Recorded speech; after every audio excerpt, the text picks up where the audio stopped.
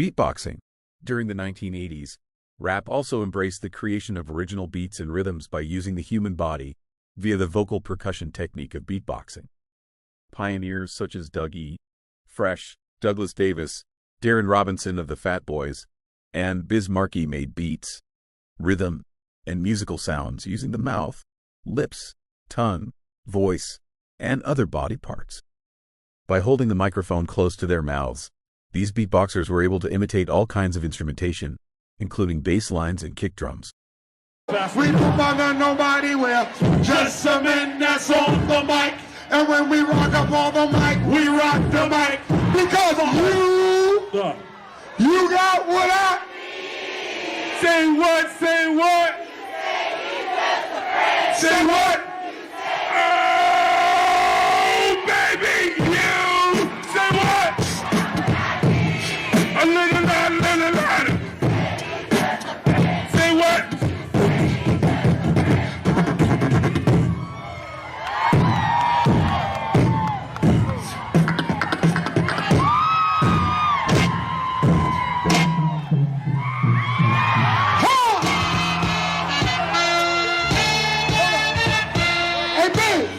Let me clear my throat.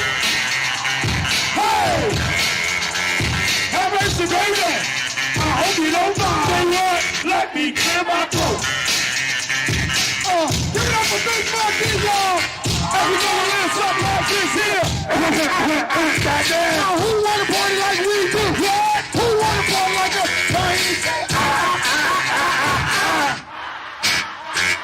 Now, who wanna party like we do?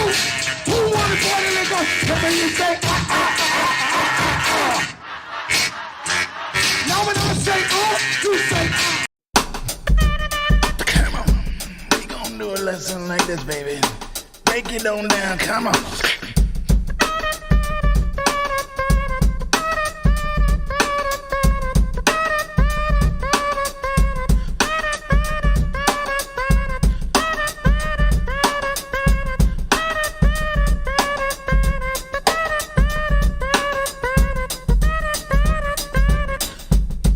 Oh yeah, see that's how we do it when we get funky up in this piece here. We just gonna drop a little sign like this. Got my funky drum on the side, and I'm right there like our father knows. And we gonna kick a little something like this. Check it, cause I'm known for the. Ladies and gentlemen, you're now witnessing the incredible. Come on.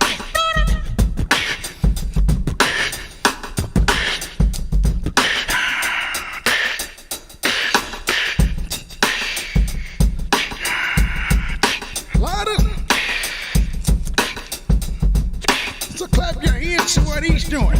Come on. Come on. Get the drummer some. Come on. Come on. Get the drummer some. Come on. To get the drummer some. Come on. Get the drummer some. See, I don't know what y'all doing out there, but I'm about to get a drummer some of this funky, powerful soul that I got up in here. We gonna drop a little taste like this, a little taste of the bass in your face, and we gonna kick it like this.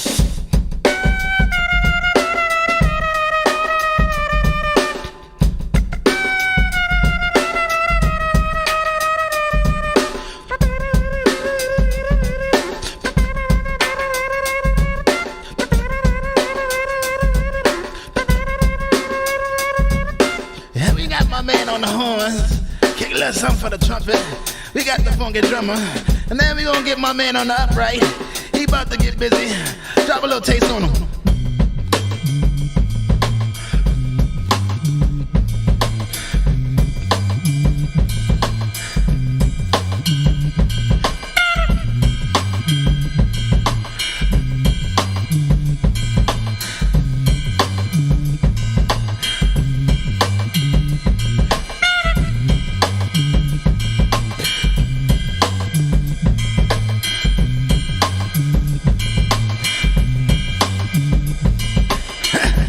That's how we do it. We come correct for 94, you know what I'm saying, baby? Cause we got the Roselle on the side, we got Roots up in the house tonight, you know what I'm saying? And this is how we get funky.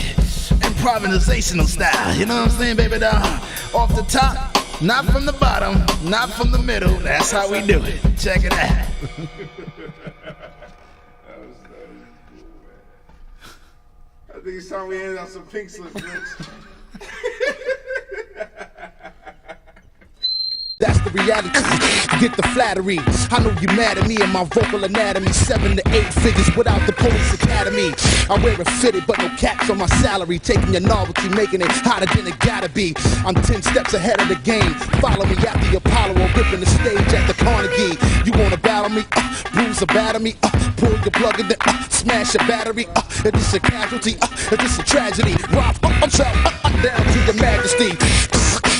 Sound effect master, super rhyme maker.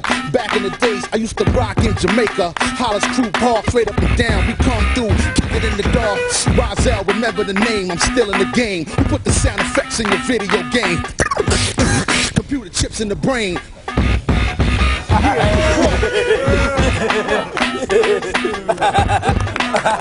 The Human Orchestra. The Mills Brothers began performing publicly in the mid-1920s. First at their father's barbershop and then at dance parties, community picnics, and local movie theaters. The group's local profile continued to grow when they sang on radio programs in the area. Newspaper accounts describe stations receiving floods of telegrams in response to their appearances. Not long thereafter, Duke Ellington played in Cincinnati and heard them perform. He was impressed and told Tommy Rockwell of Brunswick Records about their act. Rockwell signed them and brought them to New York, where, in 1931, when the brothers ranged in age from 17 to 21, they had an audition at CBS Radio. 24. The president of Columbia, William S. Paley, heard their unique vocal renditions, interpolated by the imitation of musical instruments so perfect that it was startling, and was said to have been delighted. They were soon on the air and signed a contract with Vapex Cold Medication to become one of the first African-American acts to have a sponsored show on a national radio network. Paley was not alone in taking delight in the Mills' imitation of musical instruments. In the press, they were sometimes referred to as a human orchestra, or 4 human musical instruments. Several stories circulated in the press to explain how that style had come about, but whatever the exact origins, their instrumental imitations clearly set them apart. A reviewer in Variety declared that instrumental impersonations of the Mills margin over the average singing foursome. Quote, "The Human Orchestra, the Mills Brothers, radio's latest sensation, are heard over the Columbia Broadcasting System Mondays and Thursdays at 9 p.m. The boys, having an uncanny way of imitating the various wind instruments, have astounded radio audiences from coast to coast." Figure 7.3, an example of press coverage referring to the Mills Brothers as a human orchestra, the Chicago Defender, December 1931.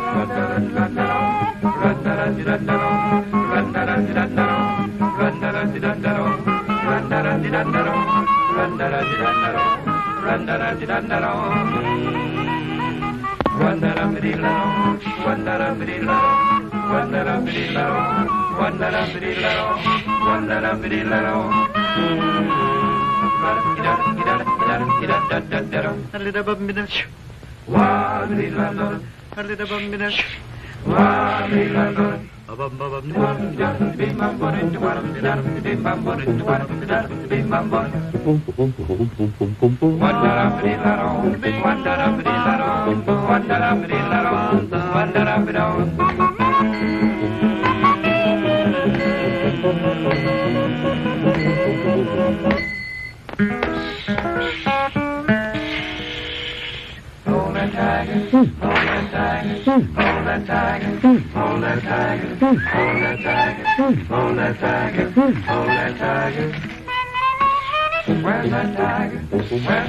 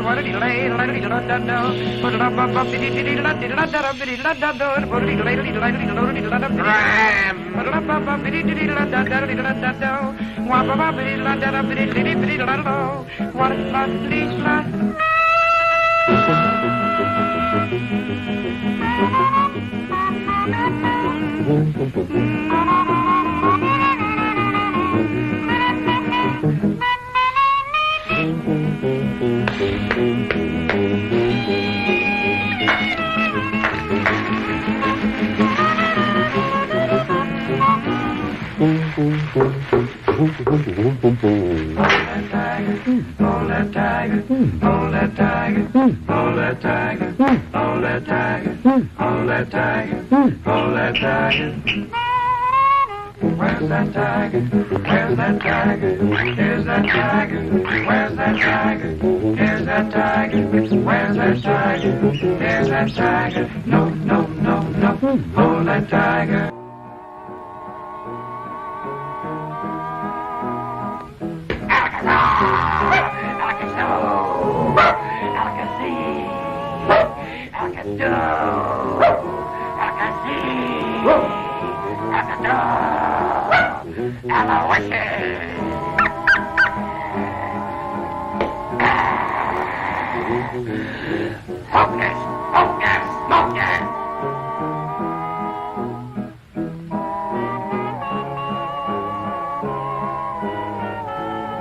When Tom Rockwell passed away, I became the Mills' responsible agent at the agency, and when I retired from the agency, I became their personal manager. I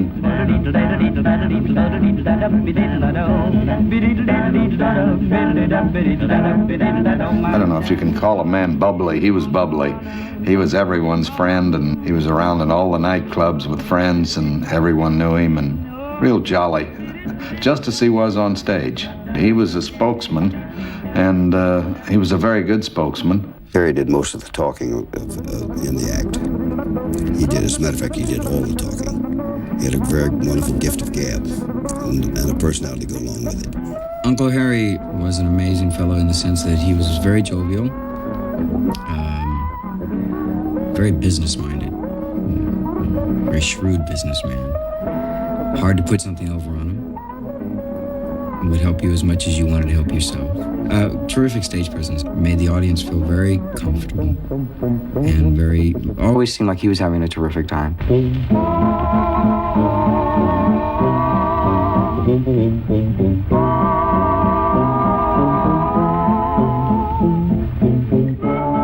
was the quiet one.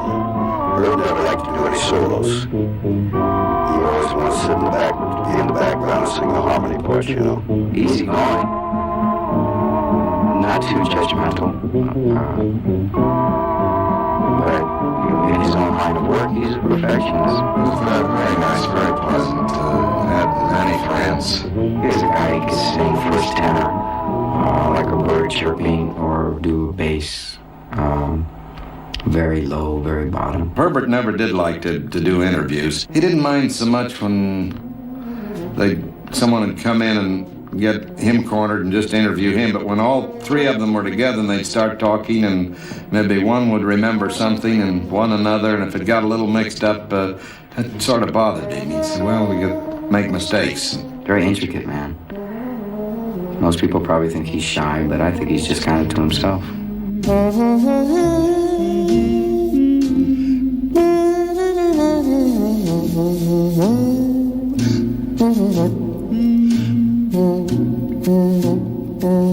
I was the bouncing baby boy. Very happy-go-lucky.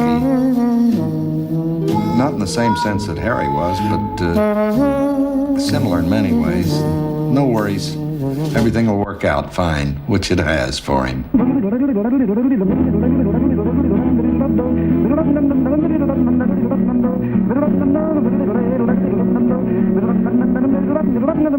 The one thing I learned from him is you don't worry about anything. He figures things will work themselves out, and your goal is to be as best as you can be. So now that's just as the person of him. As a musician, Velvet Throat, prettiest ballad singer I've ever heard. Maybe a little biased. I didn't do much of anything, I just sang. If there was a difference, I don't think he was the kind to side with one and go two against one or something like that. It's just like, his attitude is, well, whatever you guys decide, I'll go along with it. Donald was always the one that would say, well, fellas, let's forget it, and soon they did. Yeah, Donald was very good at being a peacemaker. More so than Harry and Herbert, really. They moved as a unit for the public. Meaning, if there was a call, everybody's on time. There's no problems, no questions about that. And always came to their audience as one. There wasn't a star. Harry may have done all the talking, and that was terrific. That's what he was terrific at. So they didn't have the ego trips in that matter. I'm the best. I'm going to sing lead. I'm going to none of that. Actually, we formed the group when I was 7 years old, but we've been in the business professionally for 56 years, since I was 10. And that's going back to 1925. Actually, the Four Boys and Kazoo came quite by accident. We were trying to emulate the sounds of musical instruments, so that's when we picked up the kazoos and started using them as instruments. We were working on stage one night, and my brother, Harry, reached in his pocket for his kazoo and couldn't find it. It was lost by me, matter of fact, on the stage, and I cupped my hands over my mouth to try to make the sound of that little tin horn. But a better sound came from my throat as a trumpet sound. And lo and behold, a new sound was born. The audience response was wonderful. It was great. And I developed a trumpet sound. He developed a trumpet sound. He developed a trumpet and trombone. And we developed a whole band sound. My other brother, who sang bass, began to sound like a tuba.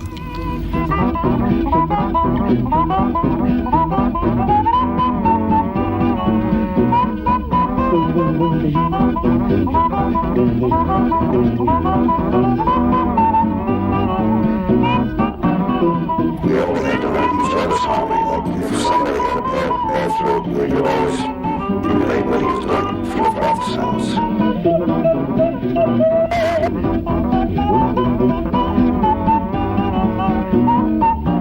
We all did different types of instruments. We all did trumpets, we all did trombones, we all did clarinets, saxophones. And my brother John, who played the guitar, he sang bass, and he also imitated all the different instruments.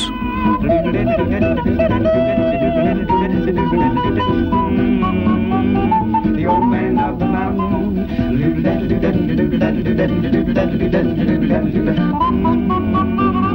The old man of the mountain. It was September of 1929. We went into New York, and we went to a CBS and did an audition for William Paley. Ralph Wonders, who was under Paley, and he had walked into Paley's office and asked him to come in and listen to us, And Paley said he was too busy.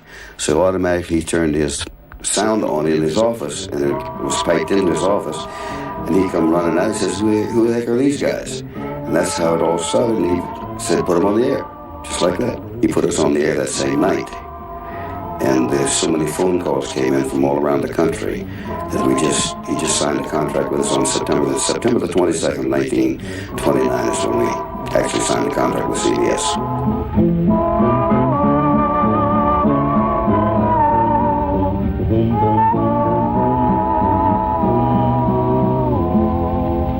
Nobody could believe it wasn't an orchestra. Everybody thought it was a band. That's how we got the name. Four boys and a guitar. The only instrument they use is a guitar. The rest of the instrumentation is done by the voices. We didn't have any written arrangements to begin with. They were all head arrangements. We'd get together and I'd get an idea, Harry would get an idea down. We'd put them together, and if it worked, that's the way we did it. If we didn't like it, we'd try something else. We were doing on the average of seven to 8 shows a day. We rehearsed as we were going from one place to another in the cab.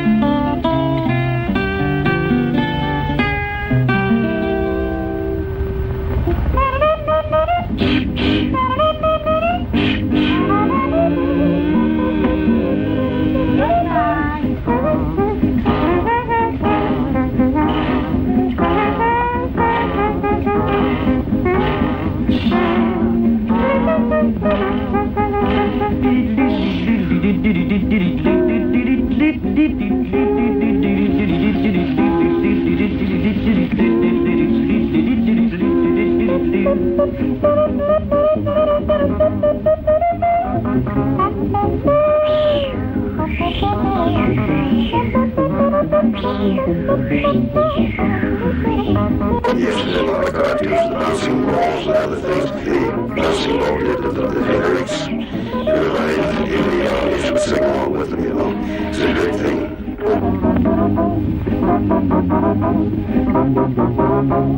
Ladies and gentlemen, the Mills Brothers. Hold that tiger, hold that tiger, hold that tiger, hold that tiger, hold that tiger, hold that tiger, hold that tiger. Where's that tiger? Where's that tiger? Here's that tiger. Where's that tiger? Here's that tiger.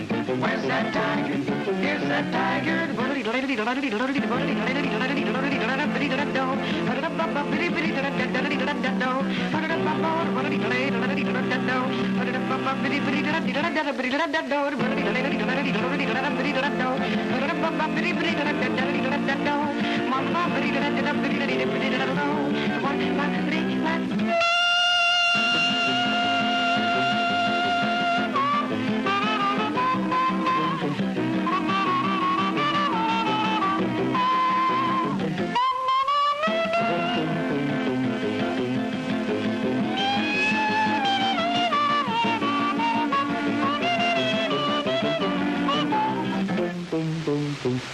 Hold that tiger, hold that tiger, hold that tiger, hold that tiger, hold that tiger, hold that tiger, hold that tiger.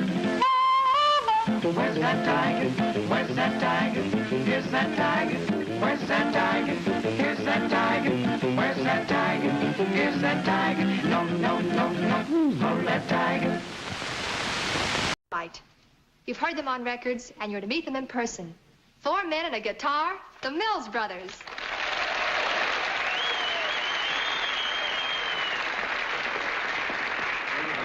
Hi, Billy.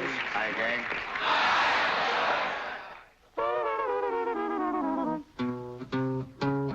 Now if you meet a suntan lady, holding alive and hidey-heedy, big brown eyes, little bit shady, that's sweet Lucy Brown. Boys in town are dying to meet her, billionaires line up to greet her. There ain't no gal in Georgia sweeter than sweet Lucy Brown. Now when she talks, she sure sounds funny. Yo said, when she gets it, it tastes like honey. I don't mean maybe she's a virgin baby. Listen, fellas, I'm confessing. Take a dip and stop your kissing. If it's love, then take a lesson from sweet Lucy Brown.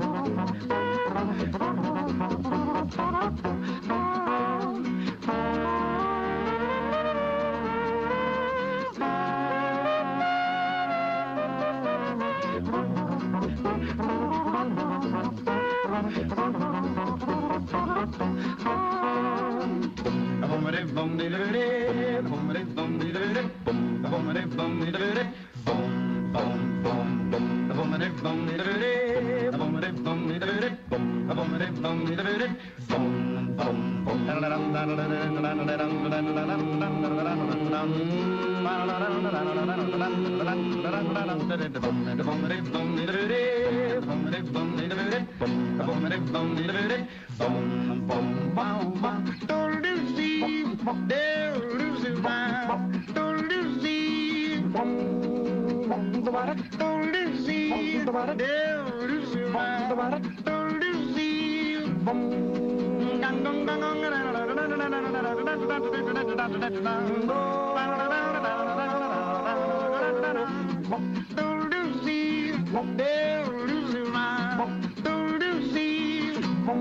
Ain't no gal in Georgia that's sweeter than sweet Lucy Brown.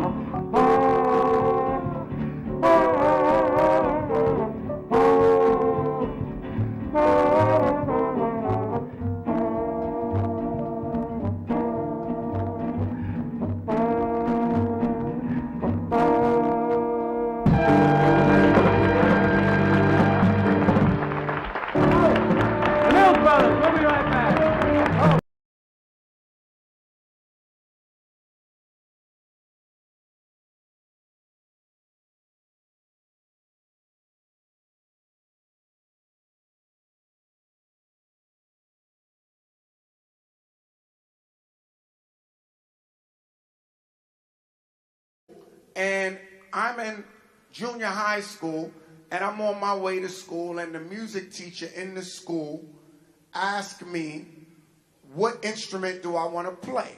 I tell him I want to play the drums and the percussions. He said, no. I said, well, why you ask me then if you tell me? He said, you should play the trumpet. I said, okay. He said, you take home the trumpet and you play the trumpet, then afterwards what you'll do is I'll let you play the drums and the percussions. So what happened is, long story short, I took the trumpet home. How many people play an instrument in here? Anybody? You know the exercise with the trumpet was not simple. So you go home, and I took the instrument home. Afterwards, they cut the program, the music program in my school. As in a lot of the urban community schools, the programs of music was cut. So when they cut it, no more trumpet. But I was still walking home every day doing the same exercises. Now, how many of y'all go back to mom and pop record shops on the corner where they had the speaker and you hear the music when you're walking down the street? So I'm walking down the street, and I hear the music. So I would hear one thing play, and I hear the beat in it. Then I hear the bass line. Then I'd hear the keyboards. Then I hear the hi-hat. Then I hear the drums. Then I hear the other sounds in it. So before I would get home, and I would do this every day, I started doing like 8, 9 sounds at one time. And I really wasn't paying attention to it because it was just something that I was doing. So what happened is I went over to my boy Barry B's house, and in between playing the music, his mother used to listen to us because she liked us being in the house because we wasn't in the street getting in trouble. So what happened is I'm in there doing a beat in between, and then all of a sudden mother come in the room, she said, you know, that beat that you played there sound nice. What was that beat? Barry said, it was him. She said, that was you? I said, yeah. She said, I was just playing around. So afterwards, he said, Dougie, you know what you should do? You should go down to the block party and you should call that the human beatbox. I said, I'm not going to do that, man. You crazy. I said, nobody ain't going to listen to that. He said, I'm telling you, you do it outside. Watch. So I went outside. I got on. I was rapping, doing everything. He said, do it now. Do it now. I started doing the beatbox. Crowd went crazy. They couldn't even believe it was me. And that was the birth of the beatbox. Now, the question is this. It's a very interesting question I've been asking myself this over the years. Would I have created the beatbox if they didn't cut the music program in the school? You see? And then I'm asking myself the question because I didn't get to play the drums and the percussion in the music class because it was cut. So I kind of created all of this because of what happened. So there's a poem that describes everything that I think we all create. And I think even when I was listening to our sister, Miss Gaynor's situation, which I thought was, it was explosive to hear how that song came about. I think this describes what most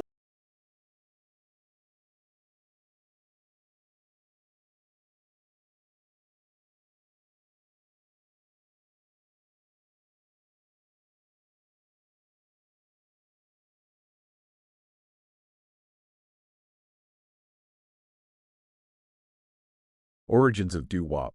Doo-wop's roots are in the African-American musical culture of the 1930s and the 1940s, primarily from popular groups such as the Ink Spots and the Mills Brothers. Other musical influences included gospel, the Swan Silvertones and the Pilgrim Travelers, and swing jazz, Count Basie and Lionel Hampton. In 1948, Sonny Till and the Orioles from Baltimore became the first doo-wop group to score a chart hit with Too Soon to Know.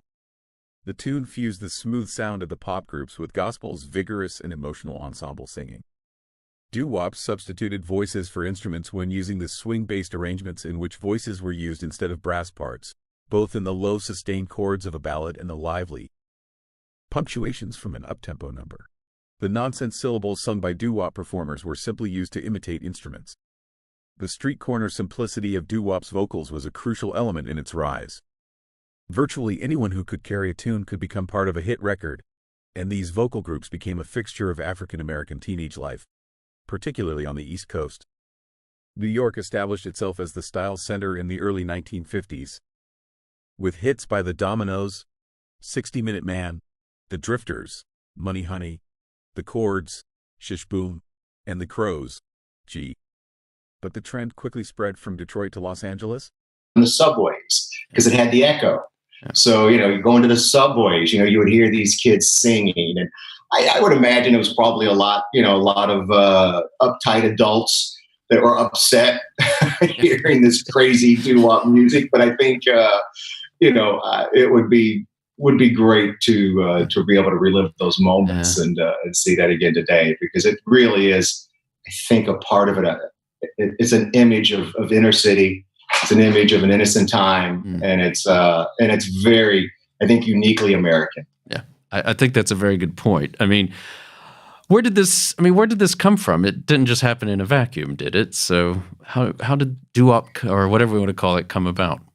Sure. I think, as we talked to a lot of our interviewees, we're really proud of how many we interviewed. We really wanted to capture just as many as we could We just wanted it to be an overwhelming amount sometimes because we wanted to have so many people telling their stories. And they would all kind of say the same thing. It was a repeated story, which was, a lot of them were coming out of gospel. Mm-hmm. They would sing in church. At that time in America, you couldn't afford instruments. There was no music programs in schools. There was no money for instruments. So kids would just try to make the sounds of instruments. And, of course, they couldn't sing in their houses. It was hot outside, it was hot inside. You'd go outside and you would just sing. So I think it was just birthed out of a need to create, right? You're a young teenager. You've got time on your hands. You can't afford an instrument. You just got to create. And it truly comes from that honest, innocent place that true art comes from. Mm. And talking about where the art... That's enough of that. And it's impossible to name the first doo-wop group, but many historians regard the Mills Brothers as extremely influential to the genre, blending their unique style of Negro spirituals with rich, multi-layered harmonies, much like a barbershop quartet. No matter when it will be, one day I know we'll be back again. The music was slow and sad, but still always rooted in the swing rhythm. They were also the first group to mimic instruments with their voices.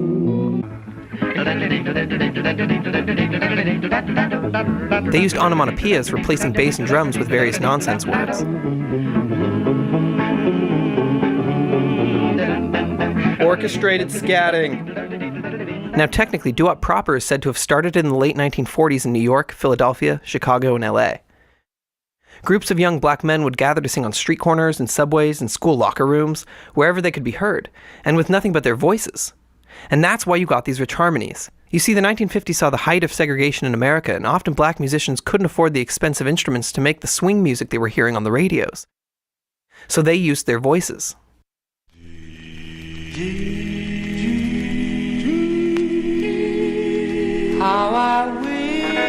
The effect was breathtaking, and almost overnight, the phenomenon of young vocal groups was catching on in cities all over the US. And by no means was this just a boys' game. Groups like Patti LaBelle and the Bluebells, the Bobettes, and the Chantels were becoming just as popular. These were not big label artists with big productions like Sinatra or Judy Garland. These were independents that operated out of local storefronts. Each city had these vast pools of untapped talent made up of mostly 17 and 18-year-old kids.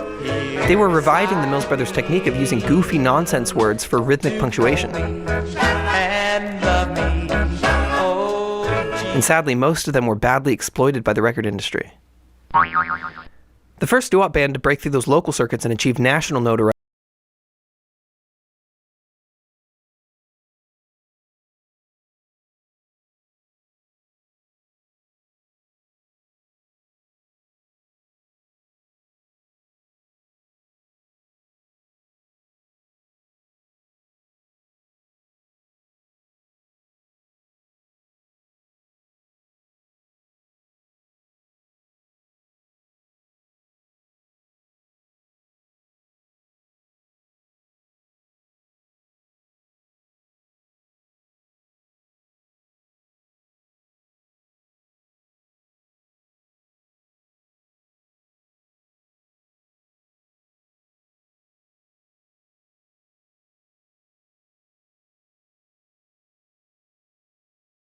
Unconventional may be the best way to describe Bobby McFerrin, the master of a cappella singing who, with his voice, performs polyphonic songs, imitates instruments, and produces rhythms against which he improvises. A 10-time Grammy Award winner, he is one of the world's best-known vocal innovators and improvisers. With a 4-octave range and a vast array of vocal techniques, he has been described as music's last true Renaissance man. Equally adept in jazz, pop, and classical settings, McFerrin ranks among the most distinctive singers in contemporary music. His octave-jumping trademark style and sudden shifts from falsetto to deep bass often sound like the work of several singers at once. His quick wit and wide knowledge of musical styles make his solo performances hugely entertaining. A Joan Armatrading song called Opportunity.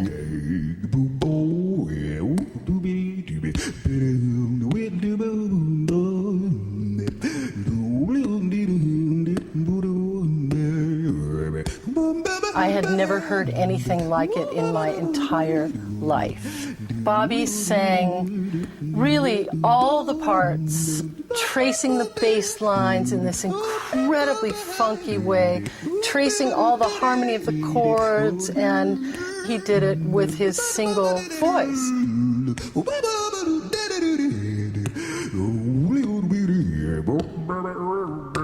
Bobby was creating a whole new style of singing. He would sing while breathing in, click his tongue and thump his chest to create a rhythm, make sudden changes with his 4-octave voice from high to low to include both the bass and melody parts. He sounded like several singers at once. His singing caught the ear of Bill Cosby, who arranged for Bobby. Harmonic layering, sub-bass synthesis, and transient shaping. One of the most venerable production techniques for bass is layering. The addition of spectral content through instrumental doubling, synthesis, or the use of multiple samples at once. In the analog era, when sound reproduction stopped at the sub-bass border, recording musicians developed layering to encourage the ear as it interpolated fundamental frequencies that weren't actually present in the mix. Bebop pioneers such as Slam Stewart and Major Holly used to hum along 1 or 2 octaves above their bowed bass solos, creating a rich, eerie sound adapted to the narrow passband of early electrical recording.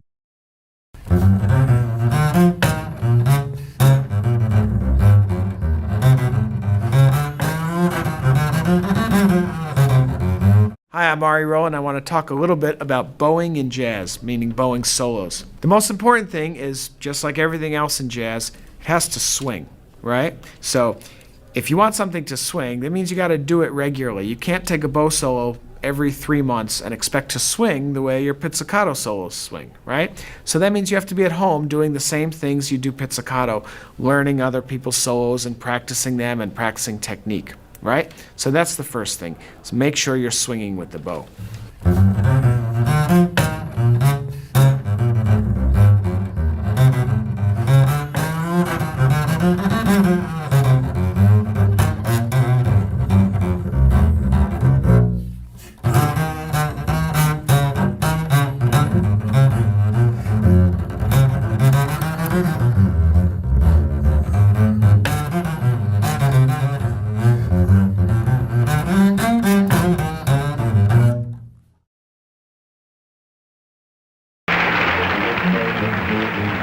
Major Quincy Holly puts Grieg's Hall of the Mountain King to jazz. Sometimes I feel like a motherless child.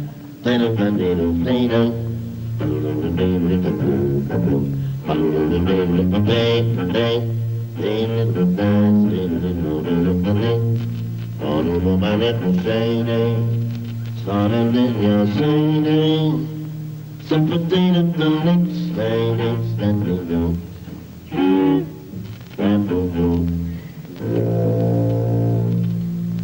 Ricky-tar, little brace on down the limbo, non so piquel che dico, che faccio, e for a topo for sati by side to forth and on. Little bird, little later.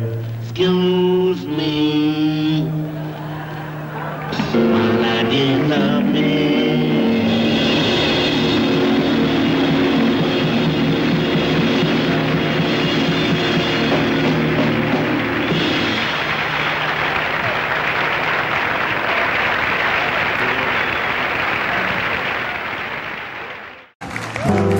Your finger in your eye, and you get crazy.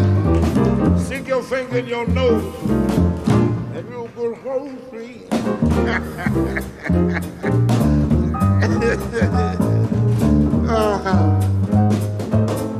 Laughing in rhythm.